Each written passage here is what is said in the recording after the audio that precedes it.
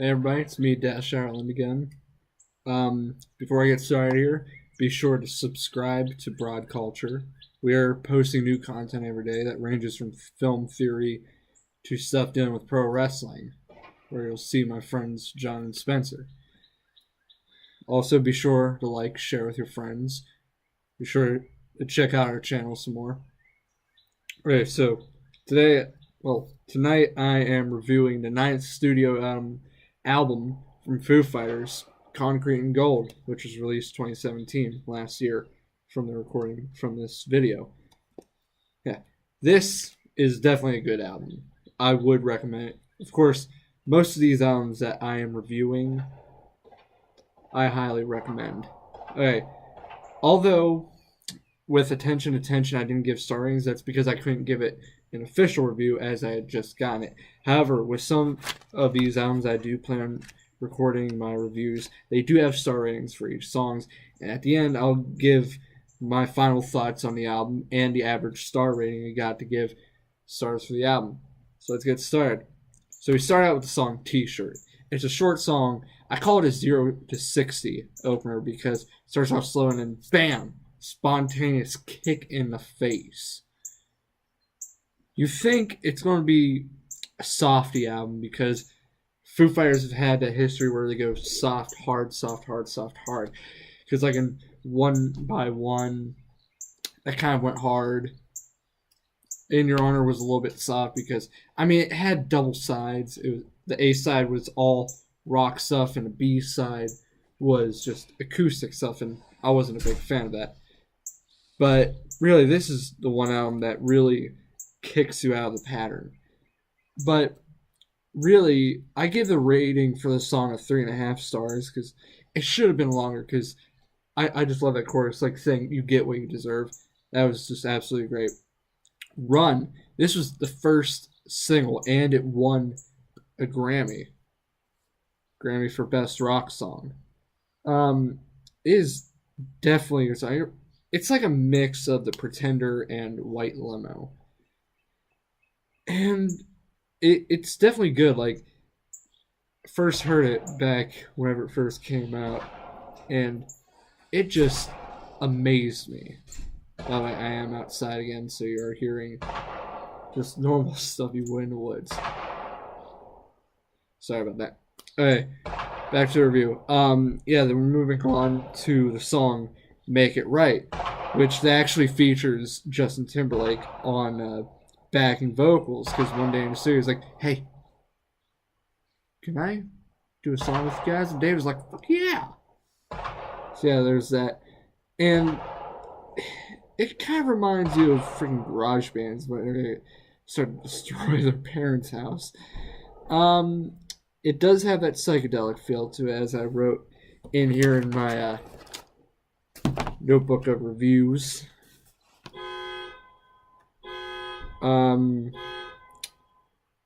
But I give it 3.5 stars whenever I rate it, because this is when the album first came out that I was doing reviews, so later I did end up getting hooked on the songs for some time. Number 4, one of my favorite tracks off the album, Sky is the Neighborhood.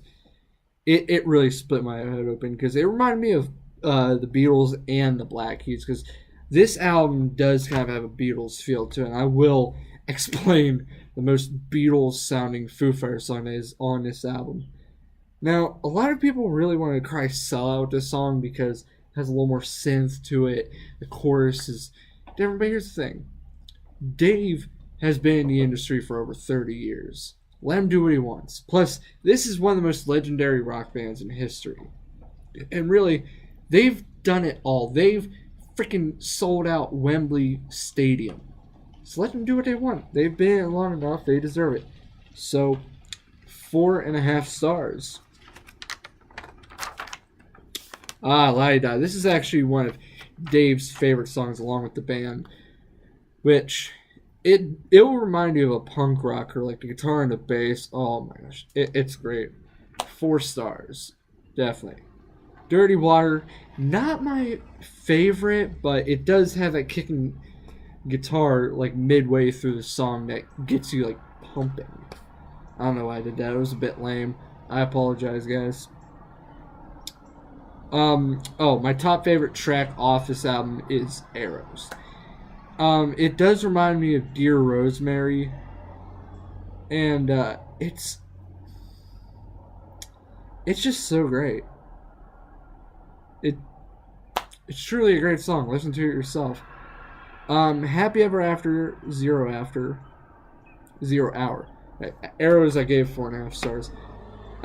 Happy Ever After, 0 Hour. It was really the acoustic song of the album. I wasn't a big fan of it, but it was okay incorporating the strings and But I have to give it 3.5 stars. Sunday Rain. Okay, this is really the song that really switches it up. This really goes Beatles because Paul McCartney was in the studio and he did the drum track on that song. It only took him 2 takes and they were done. And Taylor Hawkins, the actual drummer of Foo Fighters, he's the one that did the vocals for it. And I liked it, so I give it 4 stars. Oh, the line.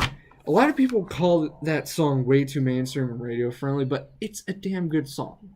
Like I said, let the Foo Fighters do what they want. And like I said, I like it. I'm not big on love songs, but it's one of those songs you can incorporate as a love song. It's a great song. It did hit many people's ears whenever they were listening to it on the radio because my brother, he was just driving one day and heard it on the radio and he actually liked it. You'd notice it whenever one day I was playing it. And then we have the title track as the finisher, Concrete and Gold. I'm not too big of a fan of it nowadays, but I like the vocal layering and stuff. So all in all, it was okay. Gave it 4 stars. The line got 4.5 stars, by the way. Okay, the album as a whole, it's miraculous, wonderful. It sounded like freaking Matt Hardy here. It's kind of a pattern. Those of us who run this channel, WhatCulture, we're also pro wrestling fans. It's definitely a good album, and it's really experimental because Dave does like to do experimental work. Because In Your Honor was that big experiment of making one side just rock and the other side just acoustic. And then Echo, Silence, Patience, and Grace incorporated those both. Then Wasting Light was just all in Dave's garage. Just all that. Sonic Highways, I don't really see why people give much flack about Sonic Highways. I love that album. I will be reviewing that in the future. And really it's just a great album. And really got an average rating of 4 stars, and that is really good for me. Because really, 3 stars for me, that means it's a pretty good song.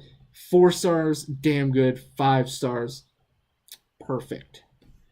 I've been giving 5 stars out more, so really, that's because be a little bit optimistic, but in the future, I will be reviewing Sonic Highways by Foo Fighters, Threat to Survival from Shinedown.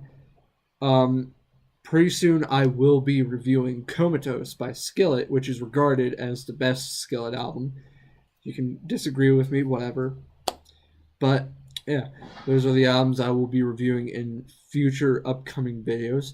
So, like, share, and subscribe to WhatCulture. Give us your thoughts, but please keep negative comments to a minimal or just not all. We're trying to be good people here. We're just discussing what we love. But yeah, like, share, and subscribe. Give us your thoughts. And, have a wonderful day. Or whenever. Or if it's nighttime, like the time of this recording, have a good night. See you next time on Dash Ireland Reviews.